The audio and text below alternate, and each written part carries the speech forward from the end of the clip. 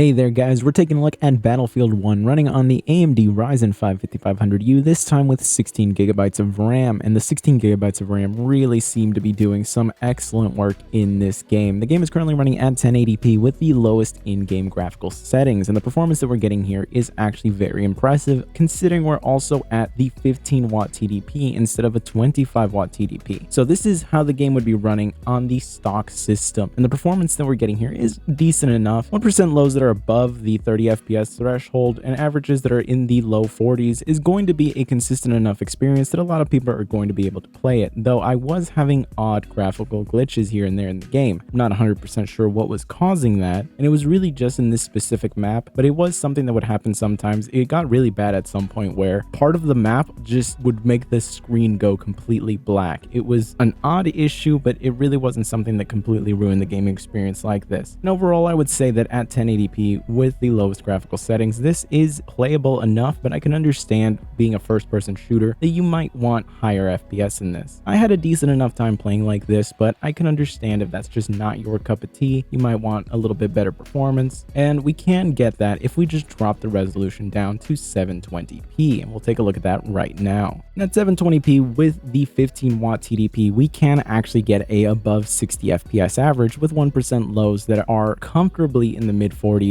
Overall, this is a very enjoyable experience, but the resolution can be very rough sometimes. 720p is one of those resolutions that, depending on the game that you're playing, it can be very detrimental to the experience just because it is a lower resolution. It is harder to see things at a distance. I was struggling to just see enemies at far distances on the screen of this laptop at 720p. Now, if that's something that you're used to or something that just doesn't really bother you too much, then that's perfectly fine, and you're going to get some excellent performance here, and it's going to be a very enjoyable experience. And you can tell by the frame time charts here that it is a consistent and smooth experience. There's the occasional little spike here and there, but it's nothing that's detrimental to the overall experience of playing it. And I haven't really sunk a lot of time into the Battlefield games since Battlefield 4. That was pretty much the last one that I really consistently played. So playing through this, it was actually very fun to play, and I was actually enjoying this a lot more than when I played Battlefield 2042. That was just such a terrible experience overall that playing this, like, it feels like such a remarkable game compared to that. But of course, you can boost the overall performance of this if you raise the TDP. 15 watts is perfectly fine for a lot of systems, but there are plenty of systems out there that will actually let you squeeze out a bit more performance by raising that TDP, and they can accommodate it perfectly fine. This system teeters on the edge of being able to support it, but when I set it to it, it's never run into any issues where I thought it was going to cause serious harm to the system. That does depend a lot on your ambient temperatures though. If you're gaming and you're getting around 90-degree temperatures, I would highly suggest lowering the TDP down to stock because you don't want to damage any components inside your system. It might be great to be able to get a little bit more FPS out of a game, but not if it means that your system could potentially just die on you and you might not be able to replace it for a very long time. It's one of those things where you have to be able to risk manage here, and honestly, if the temperatures are just that high, no amount of FPS boost is going to be worth the potential risk of losing your system here. I understand that these chips are rated to have these higher temperatures, but you're not necessarily worried about the CPU itself as much as the components that are around it that don't have temperature sensors. An APU reaching 100-degree temperatures is essentially producing a lot of heat to the area around it, and that excess heat can cause damage to components that just were not rated for these higher temperatures. But let's take a look at what 25 watts gives us at 1080p. Now at 1080p, we're pretty much looking at just a couple of FPS increase in both the 1% lows and the averages. Overall, a welcome improvement in the sense that it makes the experience overall of playing just slightly smoother, but it's not going to be anything where I would say you need to sacrifice your system to be able to get this level of performance. If you're able to reach the same temperatures that I do, you're in a relatively cool or AC'd environment, and this is about as high as it's going to get, it's totally worth it to go ahead and do it. But again, if you're putting yourself into a situation where you could potentially damage your system, this performance increase is really not worth sacrificing the potential health of your system. Now, it is worth pointing out that when your FPS is lower, these bumps, these increases of even a couple of FPS can be more noticeable than,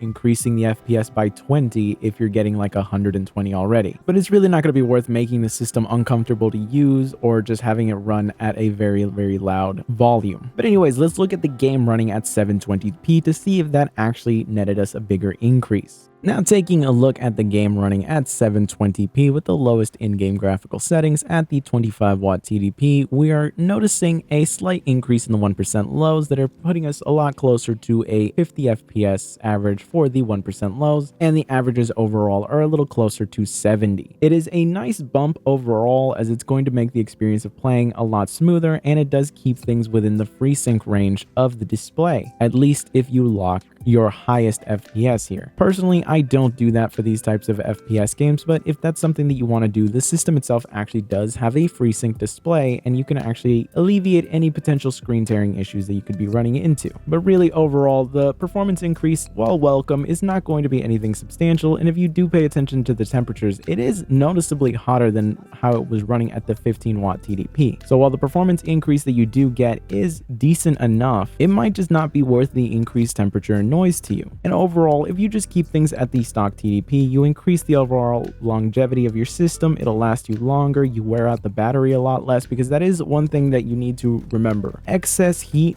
does end up shortening the lifespan of a battery. So if your system is getting extremely hot and that heat is essentially dissipating into the area where the battery is at, you could potentially be reducing the lifespan of the battery there. Now, replacing the battery on here isn't super complicated, and you can just order it online as a replacement, but it is one of those things where why give yourself that added cost, honestly? I mean, we're budget shoppers here, so if you're a budget shopper, you more than likely aren't really looking to spend any more on your actual system than what is necessary, because that money could really just be spent on games, maybe you need to pay rent, anything else but just giving these companies more money than you really need to. So overall, I just have to say that I'm very impressed with how the game is performing on here with the 16 gigabytes of RAM, and that really is the thing that made the biggest difference here. And increasing the TDP will net you a nice little performance bump that is a welcome one, but I can understand if the temperature increases just aren't worth it for you. And I really would not want you guys to sacrifice the life of your systems just to net a couple more FPS. It's nice to have, but it's not something that is really worth sacrificing a lot to get. But anyways, I really hope you found this video useful. If you did, be sure to subscribe, and I will see you guys in the next one. I really appreciate the amount of support the channel has been getting. We are so close to 1,000 subscribers. If we can get that pretty much within the next month, I will be so happy. It's going to be like a huge milestone. I really appreciate the level of support that we've been getting here, and honestly, I can't thank you guys enough. So anyways, thank you so much. I really appreciate it, and I will see you guys next time.